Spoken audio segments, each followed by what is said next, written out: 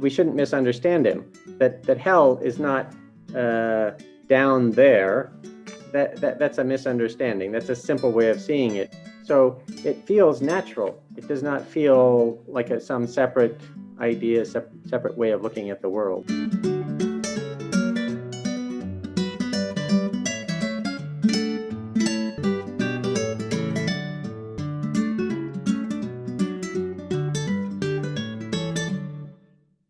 For learning today, so it's very interesting to have, we are going to have certain questions and very interesting related to Buddhism. But first of all, I would like to introduce our speaker today is Reverend Matthew Fisher.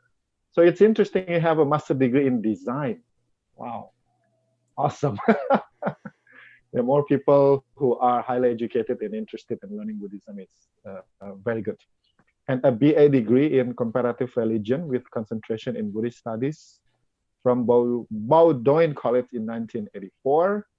For the Buddhist education, so Reverend Matthew Fisher was studying in Peradeniya University in Sri Lanka, and also neighboring monastery in China and Tokyo and Japan. So I think just continue with your discussion today. So if you don't mind, maybe you can have a short introduction to your lineage, your tradition, and the way Buddhism grows in America. Thank you. So Reverend is going to speak in English, and we'll stop after a few sentences, and we're going to have it translated in Bahasa. Okay, thank you. Please, Reverend. Okay. Well, thank you so much for the invitation to speak to all of you today. And my temple is in Reno, Nevada, which is a kind of a remote state in America. It's not near the ocean. It's just in the middle of the desert. So it's a small city of maybe 600,000 people. So maybe in Indonesia, that's a village, but in Nevada, that's the second biggest city in the state. So Las Vegas is the biggest city. So. Okay. Ya, jadi beliau tinggal di kota Nevada, kota kedua terbesar, paling besar adalah Las Vegas. Penduduknya cuma 600 ribuan orang. Jadi kalau di kita mungkin cuma kota kecil, kecamatan kali ya. Okay, please. So I came here. I had studied Buddhism when I was younger, and came back to in Asia. And when I came back to America, I think my father impressed upon me the necessity to have a practical job. So that's why I got a master's degree in design. And I had a family. And at one point, maybe 30 years ago, we moved to Reno, Nevada.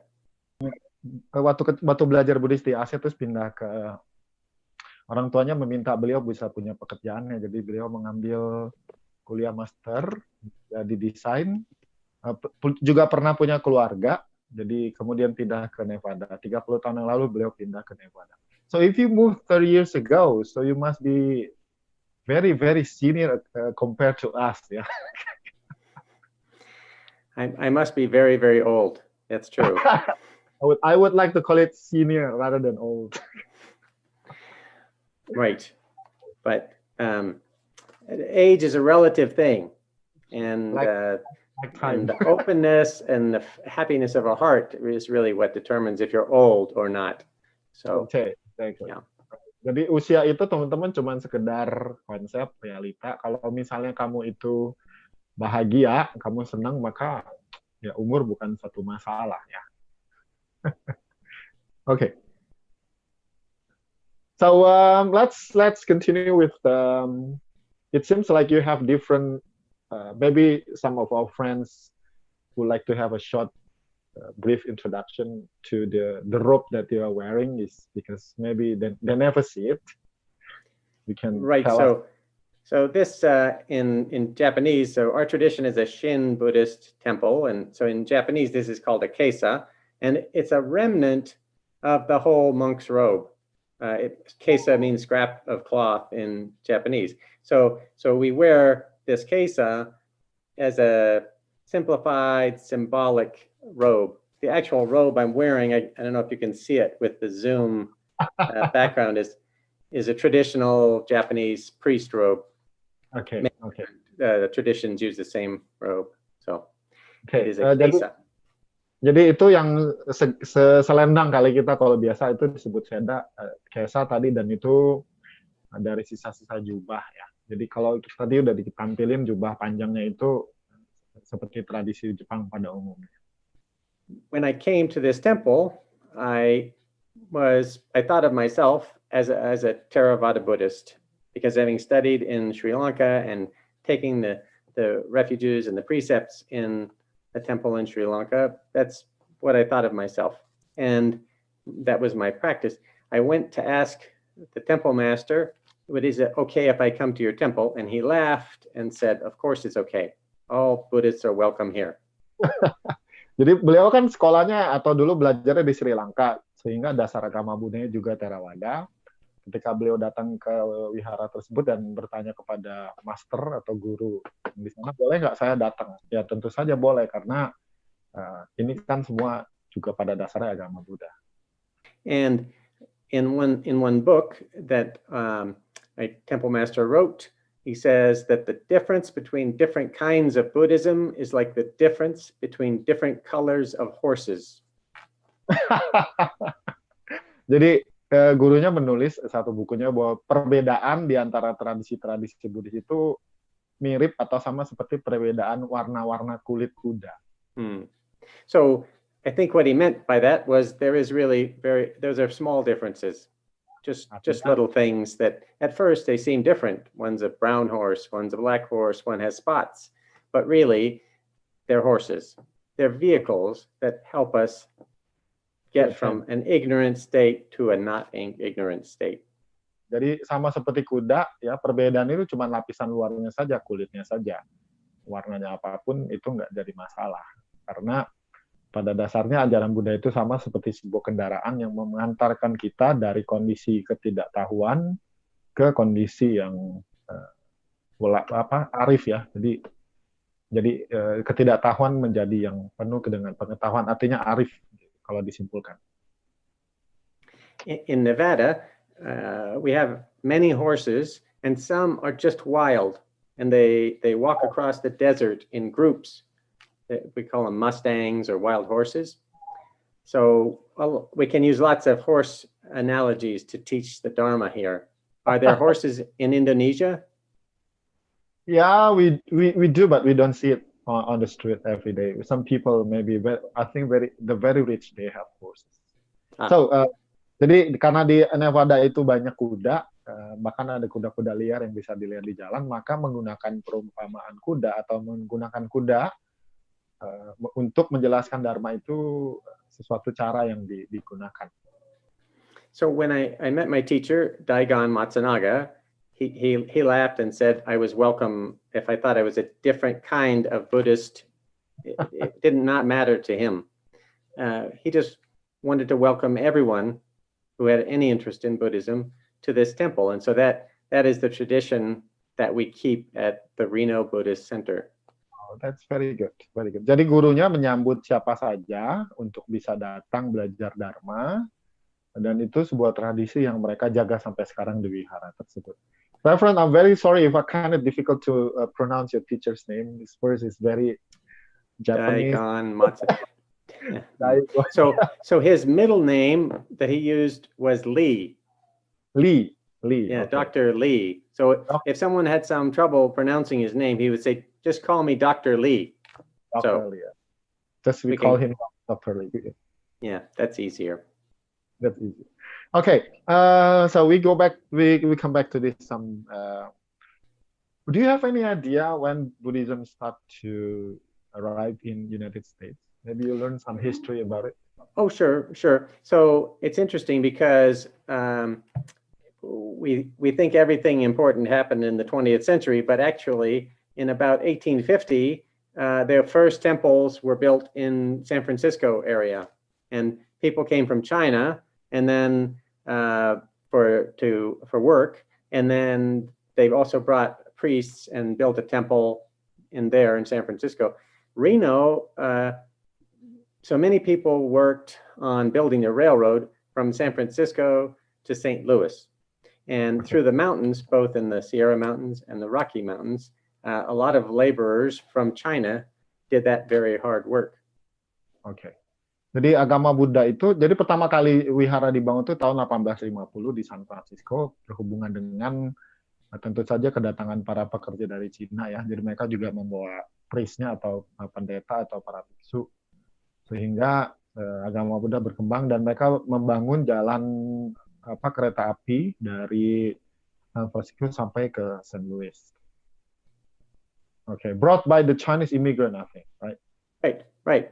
And in Reno, the first temple was built in 1863.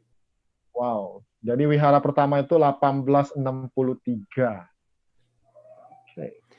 That temple was closed in 1950. Dan wiharanya tutup tahun 1950.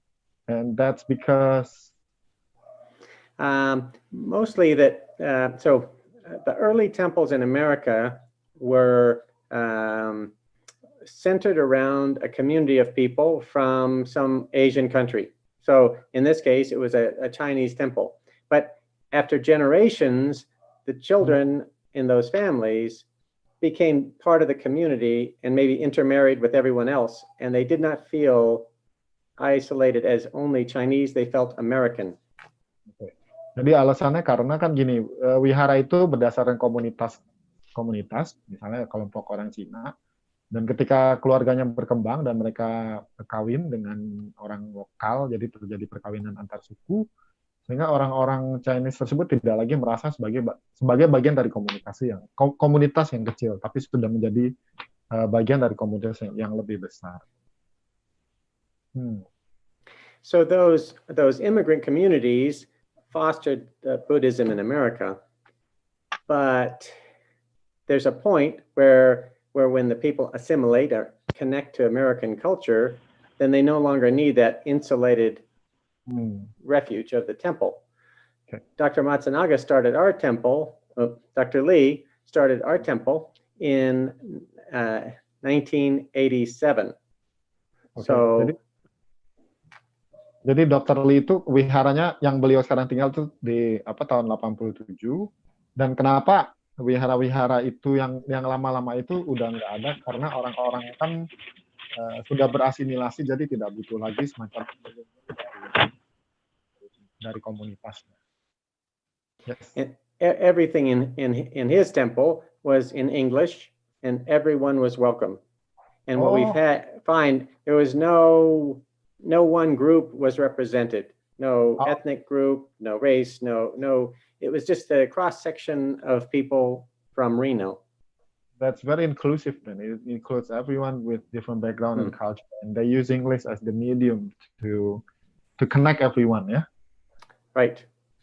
Oke, jadi yang bahasa digunakan adalah bahasa Inggris, sehingga semua orang bisa datang ya, bisa berkumpul, tidak ada sekat-sekat suku dan sebagainya. Dan saya mengatakan bahwa bahasa Inggris itu menjadi bahasa yang menjadi pemersatu sebagai media untuk membuat mereka saling terkoneksi. Okay, so we follow that idea that everyone that comes to Buddhism is what we call in Shin Buddhism, we say a fellow traveler, that we are all walking the path of Buddhism together, and we learn from each other, and we make mistakes, or we have questions, and we learn from each other as equals. Yeah. And that idea is a very American idea. Oke. Jadi gagasan ya, satu pemikiran bahwa mereka adalah sesama rekan seperjalanan dalam perjalanan menuju kebebasan ini. Mereka saling belajar, saling mengingatkan, dan ini merupakan sebuah gagasan yang sangat Amerika, sangat cocok dengan pemikiran orang Amerika. Itu tradisi atau pemikiran yang dilaksanakan di wiharanya. So the aspect of Buddhism that has to do with freedom and the equality of everyone, those are important values for all Americans, and those are the values that Dr. Matsunaga recognized in Buddhism and shared in our community. So it feels natural. It does not feel like some separate idea, separate way of looking at the world.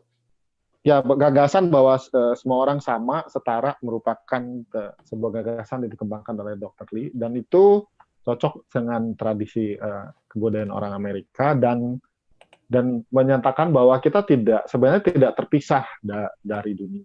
I have to say, I think I've forgotten what the question was. When did Buddhism arrive in the United States? But actually, 1853.